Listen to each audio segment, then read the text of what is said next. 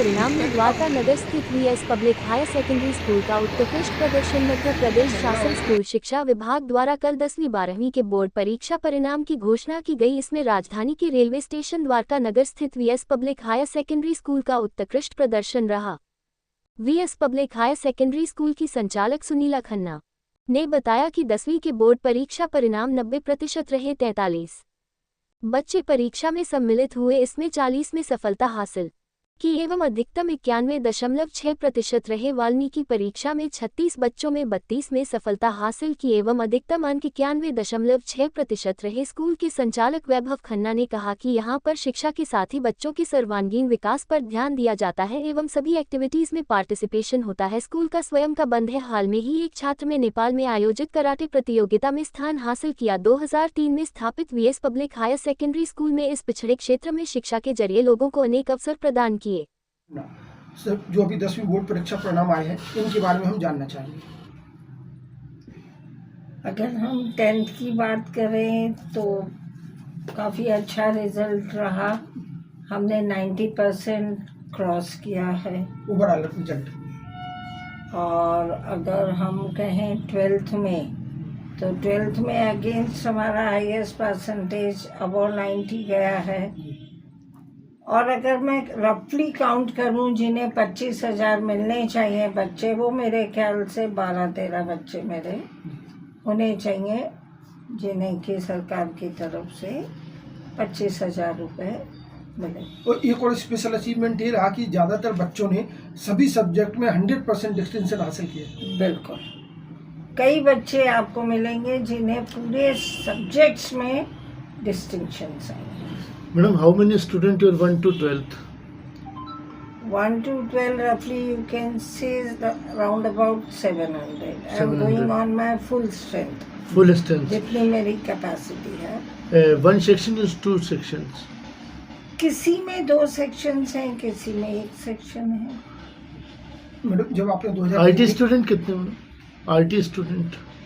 RT student तो वो government देती ही है 25%, वो हर साल हम लेते ही हैं। मैडम, जब 2003 में स्कूल आपने स्टेब्लिश किया है, चूंकि भोपाल का कहा जाए कि एकदम बैकवर्ड एरियाज में से एक आया जाता है, हो सकता है आपका जो इतनी तरह की व्यवस्थाएं आपने दी हैं उससे वंचित रहते छात्र का इतनी व्यवस्था आप नहीं दे पाते। शायद मैं कह सकती हूँ वो बातचीत, क्योंकि जब हमने अपना पहला एनुअल फंक्शन किया था तो वो हमने अपना रविंद्र भवन में किया था। तब तक यहाँ के बच्चों को नहीं पता था रविंद्र भवन क्या चीज़ है, अपने आप पर्दा कैसे गिरता है, अपने आप पर्दा कैसे हटता है। तो हम ट्रायल के लिए एक दिन पहले उन्हें ले गए थे और उनके लिए वो बहुत ही बड़ा अचीवमेंट था। एक एक्सपोजर जो उनको बाहरी दुनिया का कहा जाए नहीं था। नहीं। Mr. Vaibhav Shukla, young director who is bringing a lot of innovation in the school. So what sort of the facilities or what kind of the other activities we have at the school? देखिए, studies के अलावा हम लोगों का को curricular activities पे भी काफ़ी फोकस रहता है। अभी लास्ट ईयर हमारा, आप बिलीव करेंगे, फर्स्ट क्लास का एक बच्चा कराटे में नेपाल गया है, इंडिया को रिप्रेजेंट करके आया है, वहाँ से जीत के आया है।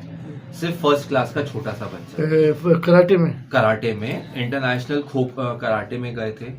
वैसे ही हमारे कई बच्चे inter school competition kho kho में उन्होंने पार्टिसिपेट किया और भोपाल के कई बड़े सीबीएसई स्कूल्स को हरा के फर्स्ट रनर अप रहे हैं। हम टीटी नगर स्टेडियम बच्चों को लेके गए। हमारे स्कूल का इस एरिया में कहीं भी किसी स्कूल का कोई एक बैंड नहीं है, कोई ऑर्केस्ट्रा नहीं है।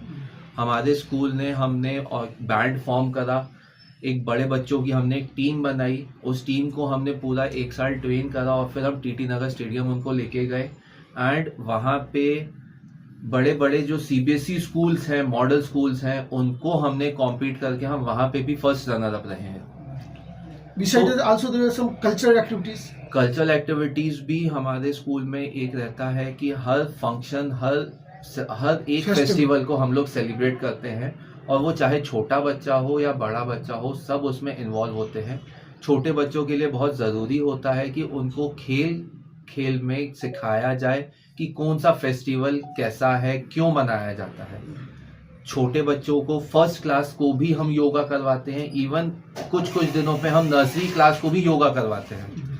तो योगा, आपके खेल कूद, फेस्टिवल्स, ये सारी चीजें कवर अप होती है पढ़ाई के साथ। पढ़ाई इसके अलावा आपने बेहतर जैसे इंफ्रास्ट्रक्चर। हमारे बच्चे गए थे नगर निगम की तरफ से नुक्कड़ नाटक के लिए एयरपोर्ट पे, और बहुत ही अप्रिशिएट किया गया है जो हमारे बच्चों ने वहाँ नुक्कड़ नाटक किया था। आपने फिर अच्छा एक इंफ्रास्ट्रक्चर एक बैकवर्ड एरियाज में आप दे पाए। One of the also achievement of school is rooftop swimming pools. जी, उसके बारे में बताइए। ये सर हम लोगों ने एक छोटी सी कोशिश की है कि तैराकी में थोड़ा सा बच्चों को हम आगे एक छोटा हमने स्विमिंग पूल बना के, ताकि एक थोड़ा सा उनको तैरना, पानी का डर और ये सारी इनिशियल स्टेज हम उनको और ताकि ये क्लियर कर हमने पाए। कंस्ट्रक्शन के टाइम में सारे नॉर्म्स फॉलो करते हुए बिल्डिंग के कंस्ट्रक्शन के टाइम में डिसाइड किया था। हाँ, आर्किटेक्ट ने उसी हिसाब से पूरी बिल्डिंग डिसाइड करी और रूफटॉप फुल साइज का कहा 10/12 का आपने फुल साइज का रूफटॉप स्विमिंग पूल यहाँ पर दे पाए। बच्चों को सभी तरह का एक आउटसोर्स एक्सपोजर जो कहा है, बिसाइड्स एजुकेशन, शिक्षा में आपने बेहतर प्रदर्शन किया है। 90% इन 10th and 12th examination. Many children got the 100% distinction in subject. Other achievements besides extracurricular activities, a lot of credit goes to both of you. Hope that kind of the. और अगर हमें अभी आपसे बात करें तो हमारे स्कूल के बच्चे हर मेट्रो सिटी में मिलेंगे। पुणे चले जाइए, बेंगलोर चले जाइए, हैदराबाद चले जाइए, दिल्ली चले जाइए। मतलब इस हाँ जी। एरिया के बच्चे जो बाहर जाके जॉब नहीं करते थे, फैमिलीज का प्रेशर रहता था कि बाहर नहीं जाना है, अब इस एरिया के बच्चे बड़ी बड़ी मल्टीनेशनल कंपनीज में काम करने लगे आपको हैं। भी एक संतुष्टि का भाव होगा कि हम बहुत। शिक्षा के जरिए। बहुत खुशी होती है जब वो बच्चे आके बताते हैं कि मैडम उस जगह जॉब लगी है। वो बच्ची जो मार्केट अकेली नहीं जाती थी, आज बेंगलोर में अकेली जॉब कर रही है। Madam, which year you started your school? Which year? 2003।